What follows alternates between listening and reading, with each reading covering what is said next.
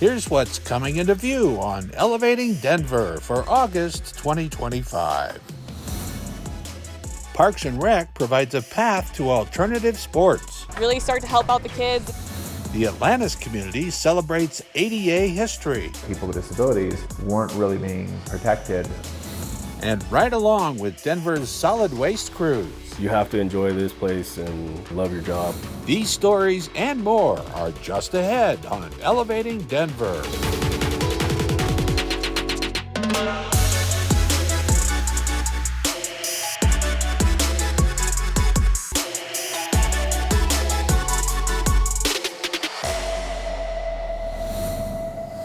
All right, on three, everybody. 1, 2, 3. All aboard! Denver is a city built on rail. This is how people got from the coast to the middle of the country to the Rocky Mountain West. But the Denver Trolley is really an experience, giving people a sense of what rail in Denver was. I'm here with my parents and my 2 kids, and we came to ride the trolley and then go play in Confluence Park a little bit. It was pretty fun. This is the second time we did it last summer, although I don't know if they remember, but it's just a nice, quick, easy thing to do right in downtown and nice on a hot day because it's a little breezy. We're here in Confluence Park, which is right behind REI, right on the bank of the South Platte River. And we head south along the track. Our first stop, the aquarium. The Downtown Aquarium is owned by Landry Seafood Restaurant, and I know that sounds like a punchline to a joke, but it's not. It really is. It's the seafood restaurant that owns them, and trust me, nothing in the collection is on the menu. Then we go beyond that to the Children's Museum of Denver at Marsco campus. The Children's Museum actually started as a traveling group of exhibits, started by parents, teachers, and other educators who had a vision for more interactive educational experiences for their kiddos. That's our second stop. And then as we're going past there, we see more of Elitch's, Twister, the roller coaster, and then we get to our Bronco Bridge stop, which we use during our Broncos football season. All right, Denver locals, I hope you know this big building to your right. That is Empower Field at Mile High, the home of our Denver Broncos. We just finished the trolley. It was quick and it was super nice to feel the breeze and just get like a little history of Denver. Yeah, I would recommend it for the breeze alone. It's so hot out here, but yeah, it was a good experience. And as a lot of people like to point out as we go under I-25, right now the trolley's moving probably faster than the traffic above us. The tour guides are really funny. We've noticed that every time. And it's nice to just see the views and hear a little bit of history, and nice to be right along the river. It's a really nice ride, and especially in the summer, it's just lovely to sit on, and so we hope that you come here and enjoy the scenery, but we also hope that people come away from it having learned something. A lot of people don't know about the history of trolleys in Denver, and so we have the opportunity to get to share a little bit about that with people, and hope they go home with a couple of light bulb moments from that. At one time, that was the bustling neighborhood of Brooklyn, Denver. That's Brooklyn named after Brooklyn, New York. Brooklyn was formed by a group of Eastern European and Jewish immigrants. They were coming out west hoping that our clean, high, dry mountain air would aid in their respiratory ailments like tuberculosis that were running sort of rampant in the cities in the East Coast. Denver Trolley has been around since 1989. It was started by a group of people who were very interested in rail in Denver and preserving tracks, stations, equipment. What we hope when a passenger comes aboard and rides this trolley is that they get an experience of what it's like to be in that period of time, which was so key to where we are today. We see ourselves as a bridge between the past, which is full of rail, a city built on rail, to the future, which you can see by the expansion of commuter rail and rail lines all around Denver, through Denver, from Denver to other places, that the future is rail as well. All right, folks, we're ready to keep moving.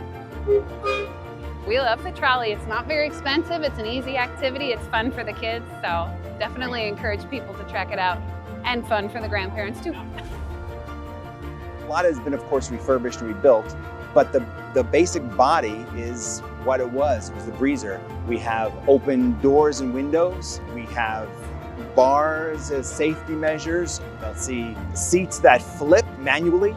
Gary's going to come around and show you some pretty sweet 19th century technology that makes this a little easier. So you get experience of what riding a trolley in Denver was like at that time. The sounds, we hear the compressor, we hear the clang, the clickety-clack of the trolley on the track. Those were all sounds that you would hear in Denver before cars, before road, before all of those. That was a major sound in the city of Denver. This is really the last operating trolley in the city of Denver.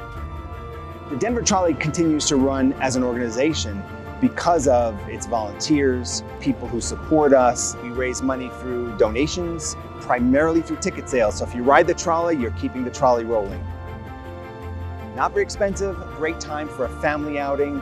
Buy a ticket, ride all day if you want, come up and down the tracks, hear different stories, learn about the history of the area, learn about the trolley itself, come out and have a great time.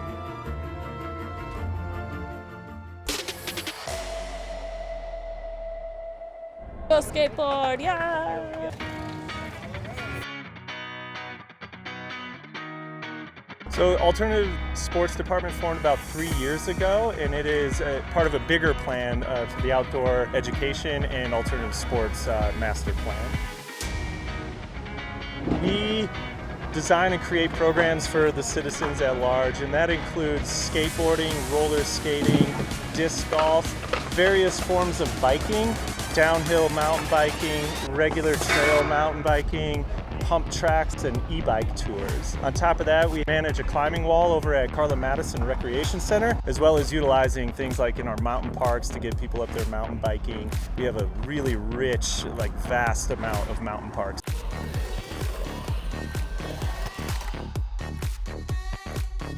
It really just gets a lot of kids who are in Denver out of their house doing more stuff and gives them more opportunity. Things like roller skating and skateboard take a lot of time to learn this skill. I learned when I was a kid, and I'm still able to enjoy it as an adult. And that's kind of the hope, is that people learn some skills with us as kids or teens, and then as they grow up through college and become adults, they can still have a hobby to go do and fall back on that brings them some kind of joy. And then as far as the adults coming in and learning new stuff with us, this is their environment, whether it's the skate park or the mountain parks, learning how to utilize and be in those areas and have the skills to do it safely, and learn some risk management around these sports that we engage in. The Denver skate park community is far beyond my time here in Denver. It's been nothing but supportive. People have been really happy to see us come around, teaching kids, bringing our camps here. Every time we come here, all of the locals really start to help out the kids, and they start to participate a lot more too. Some of our kids have been with us for all 3 years, and they've worked their way up from beginners all the way up to our newly launched skate team, which we run 5 to 8 week sessions. They meet twice a week for skate team, so they get a lot of practice time. At the end of that week session, we kind of just do a showcase where the kids get to put together a line, and their parents get to come, uncles, cousins, whoever shows up, and they kind of show off their newly found skills. The Roller Skate Jam is something I cooked up this summer, getting citizens out there. I keep calling them citizens, but just the people who live in Denver out there at our parks. So I'm offering free roller skates and pad rentals, and people can just come try it out. I usually got some tunes on, and we can just skate for 3 hours. If you're signing up for a program, we provide all equipment. So if you sign up for a skateboard camp, you're gonna get a skateboard, the helmet, and all the pads associated with this. We build just a full-on snowboard park over at Ruby Hill. It runs for about 8 weeks. We hold a few different events there that people can try their hand at competition. We also run rental hours. You can rent a snowboard from us for free, and it comes with all the gears, so you can try that out. New last year and continuing into this year, we'll have snowboard intro lessons, so people can actually learn that skill and see if they even like it. A lot of people tube with us for the first time too. We go around to different rec centers and pick kids up at the rec, take them out there for a tubing experience, and it's all smiles and puffing back up the hill. A lot of spaces are not accessible all the time, especially within sports. I think they're just really expensive, and a lot of kids don't get to do that stuff. Like even in the wintertime, we have Ruby Hill, and I would go pick kids up and bring them to that hill and have them snowboard for the first time. And a lot of those kids will never really get to the mountains and experience what that's like just because of how expensive it is or how much their parents have to work. So I think that's really important to give kids access to all of these things and like bridge that divide between everything. Getting people involved in these things at the price point we're able to do it is huge. So we get to engage throughout Denver as well as other communities that come in and sign up for our programs. It's very affordable and really fun, and we got a whole lot of great staff that you can come out and work with. It's just a great way to interact with your environment. We're happy to guide you around if you need that. No better way to enjoy Denver or Colorado than to just get out there and do some sports and have a good time. Get a skateboard, show up, say hello.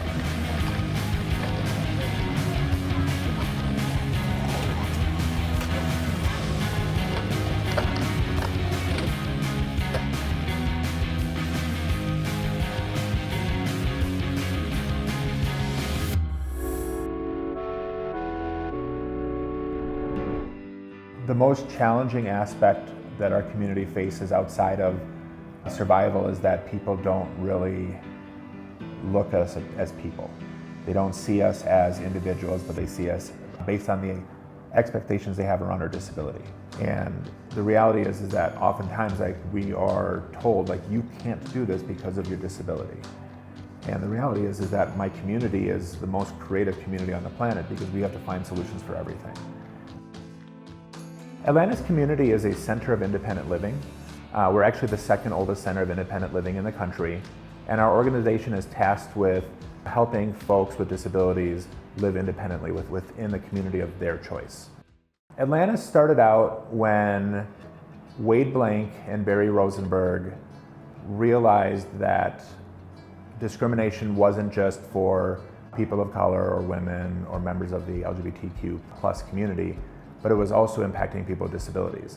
Wade was an activities director at a nursing home and was seeing a lot of young folk living there with a variety of different physical disabilities.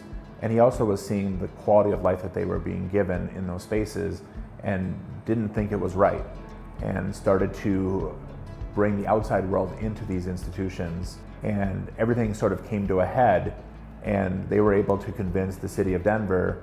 They moved him out of the nursing home.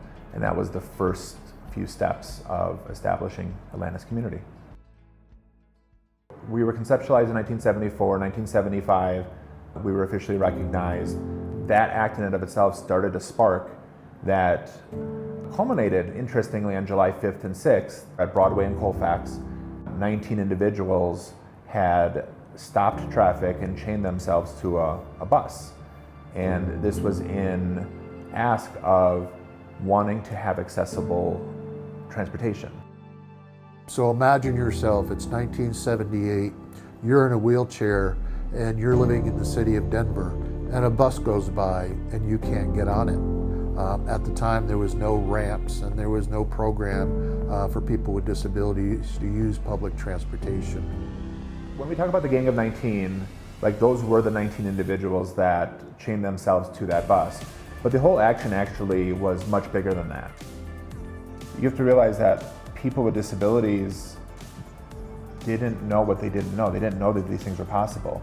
And then they see a group of people who look just like them doing this, sparked a literal revolution where people across the country were like, oh wow, they can do that, and this is what happens if they did. We saw chapters spread like wildfire of ADAPT across the country. This group, who probably didn't think about the impact of what they were doing other than they wanted to have accessible buses and be able to get around town, made it possible by just existing and doing them for people all across the country to realize oh, I can do this too. And we still have chapters of ADAPT everywhere. We'll be celebrating our 50th this fall But we're also celebrating the 35th anniversary of the ADA, which is a huge milestone because it was the first piece of legislation that covered all aspects of public life. Many people have heard of Section 504. It's often used in like schools to help and provide accommodations for students. Well, the Vocational Rehabilitation Act really hit upon things that are federally funded, and the ADA really broadened it to all areas. And so that's been a huge piece. And our organization and other disability rights activists at that time were instrumental in making this happen. We knew that we had to look back kind of over the whole history of the world, because when Atlantis was founded, like, we only had the Vocational Rehabilitation Act, IDEA, the ADA, none of these other legislations existed. And so people with disabilities weren't really being protected from discrimination, from poor treatment, for any of the things that, you know, historically has plagued our community. And it was a little bittersweet because some of the same fights that they were doing 50 years ago are the ones that we're still dealing with today. Everything from finding accessible, affordable housing to ensuring that we still have strong access to health care and being able to have agency and choice in all of it. We know that there's been bills that are going to impact Medicaid. Those bits are things that we're still dealing with 50 years later. But on that same note, we know that we've helped literally thousands of people with disabilities, specifically in the Denver metro area, live independently and integrate within their own communities. And so we're proud and we're looking toward the future. Our office is a living museum. If you walk in, you will see our pictures of our history, of the major events. There's a timeline that spans 250 years, but it tells the story of who Atlantis is. It tells the story of the disability rights movement and the major events that have occurred. I think this speaks to, you know, who Atlantis was and who Atlantis is today.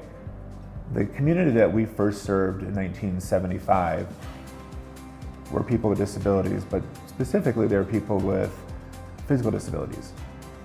They were people that were put in institutions that we were trying to free. We're still trying to free people, but now we're serving, I think, the whole of the disability community.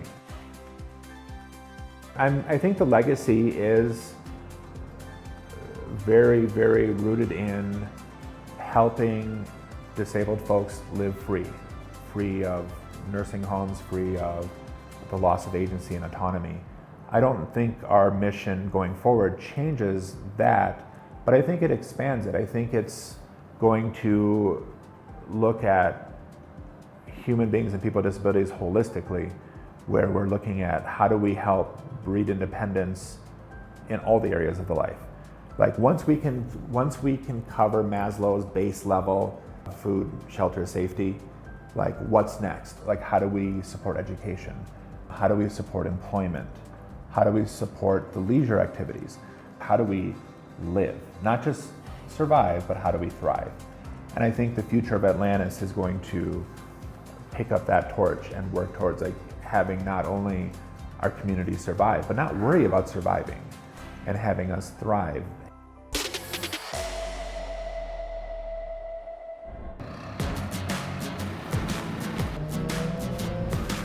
On an average day doing solid waste collection, we tend to get about 12 to 15 tons on one truck, and we got about 8 to 10 trucks out there with about 8 to 10 routes doing large item pickup alone. Our teams also collect trash, compost, and recycling. We have different crews, but we all work together. You know, it's pretty fast-paced. The amount of material we're picking up, 1,200 carts a day or sometimes more. And if we don't work together, then we're not finishing. Honestly, having a strong team helps us be successful. Even as a driver, I'm getting out of that truck and helping my laborer throw that stuff and running back and forth. And it's Colorado. You never know when you're gonna get one of those weather challenges. I think it's solid waste. We work really hard. It can be stressful at times. You have to enjoy this place and love your job. Basically, it's collecting material and customer service. That's pretty much a regular day. Everyone could help us complete our routes if they just followed the rules before they throw everything out. More obstructions, tend to slow us down. Common issues we run into is like people blocking our access, the right of way, whether it's cars parked in the alleys, parked outside of the alleys and not giving us enough room to turn. So those turns tend to become a little dangerous or a little tight. Keep from blocking access to carts. If you run into a lot of these problems, it takes longer for you to finish your route, so now it takes time away from you going to another one to help somebody out. So just helping us out with, again, spacing carts out. We have a 2-foot minimum. It'd be a lot easier if we could just go, grab, go down, and then go to the next cart, but you have to take your time. Carts are bunched up together, and then there's extra trash that's around the carts, makes it difficult. Even the different collections are different, right? So with recycling, if they cut the boxes down and put them in there, it'd make life easier because it would go right in. When material is wedged tight into the can, you're just stuck trying to shake it free. And that makes it difficult, especially when you try to reset. Sometimes it just falls out, makes a mess. You're just getting out, having to put it back in and throw it away. It's just time consuming. Denver residents could help us out by keeping up on the latest rules. That information is at denvergov.org. Just search solid waste. You could download the trash and recycling app, and that'll give you your extra trash pickup. If they understand which weeks that they have recycling, when they're scheduled week for large item. 2, don't throw everything around your barrels. Big item might come after us, so now we're struggling to get around all that material. Most people don't even think about properly preparing their trash for pickup. Just having the mattresses wrapped, that's a new rule people tend to not know. We do not have to grab it if it's not wrapped. It could have bed bugs. Even automation has limits. The truck can only pick up so much. So if the cart is too heavy to lift, we can't take it. No dirt, no cement, that's all contamination. Contamination is any waste or material that shouldn't be in a specific container, like putting your recycling in a plastic bag. When that gets sent to the processor, it mangles it all up and then it stops their process. Compost, no cardboard boxes. Contamination definitely applies with large item pickup. People using, 5-gallon buckets or even just their trash barrels as a way to put oil or gasoline or some nasty water that they don't want. Water is heavy and gasoline or paint could start the truck on fire. We tend to check all these things before we toss them in. We don't take construction material, tires. It goes a long way when people do their part. And then just sticking to the rules, making it easy for us to continue to service everybody and come home safe. If we encounter a problem, we first tag it, then document and put it in our system, then we'll give it a description. So when the resident calls into 311, it's all right there that they need to empty out the cart, lighten up the load. I think that's some of our main issues.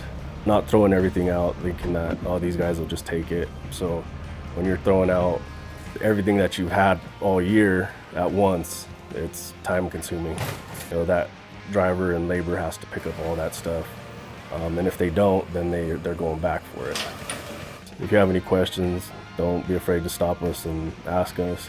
Again, we're out here for customer service as well, so anything that we can do to help you, help us, is greatly appreciated.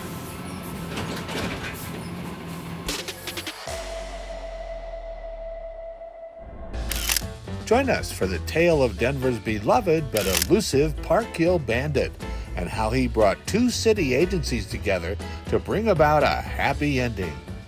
Oh, when we first saw Dave, he was very elusive. Definitely, a bit of an outlaw. He was kind of on the run. I would say probably intelligent, large, because he's a pretty big boy, and then, as you said, elusive. When the city was first looking at the acquisition, the possibility of acquiring the Parkhill Golf Course, my team was asked to go over and kind of just do a general assessment of the situation.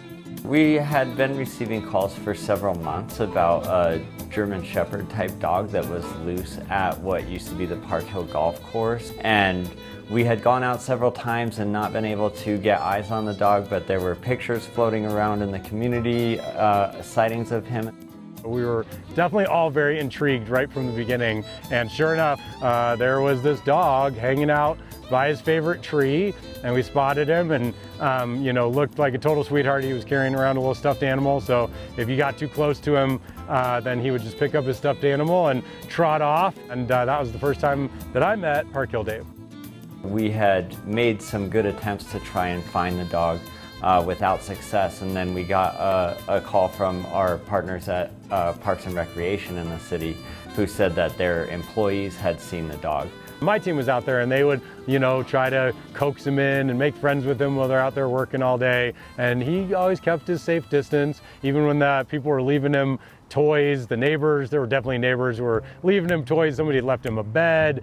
So where do we go from here? And that's when they said, well, for our especially tough cases, we do have some humane traps that we'll set. I went over one day to the shelter, picked up the trap myself, they trained me on it, and we set it up in the park, and we decided, you know, we're gonna let him get real comfortable here. This dog is smart and he's elusive. We're not just gonna set a trap, we're gonna let him think this is his place.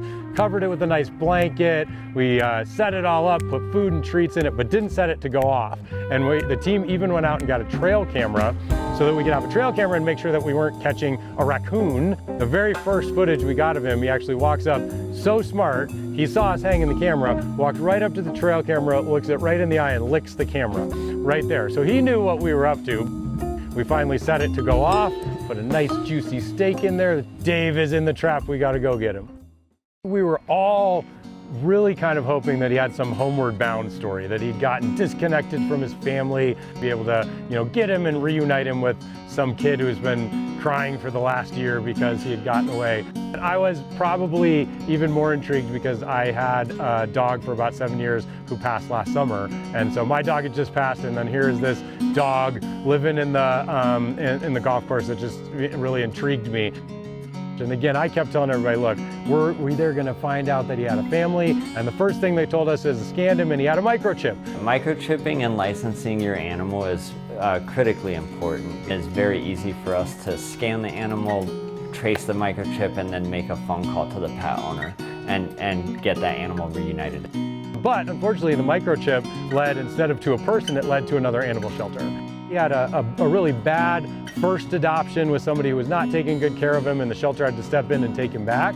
Then he went into one of the prison canine training programs where he lived with an inmate, lived with him for 4 to 6 weeks, getting fully trained, was adopted out of that program, and within 24 hours, got away. There was nowhere for him to go. And they called me and they said, hey, he's about to go live on the website to be adopted. And I said, I'll be there. I only made one stop on my way to go get him, and that was at the pet store to get him a new stuffed animal, because everybody on my team was very upset. He'd been carrying this very ragged stuffed animal around with him. And I went right over, signed all the paperwork, and brought him home with me. He really is an amazing dog. He remembered his training, so he immediately started sitting and walking on a leash. He was even crate trained and went right in the crate. If you are thinking at all that you're ready to bring somebody into your house, you should head over to our animal shelter. They do a fantastic job introducing you, talking you through what they know about each animal and what might be a good fit. And you could end up with a dog who's a perfect fit for you, just like Dave and I are best friends now. Stay elevated by subscribing to the city's YouTube page for these stories and more. And stay tuned to our social media channels for more content. Keep up with all the latest from Elevating Denver each month. Thanks for watching, Denver.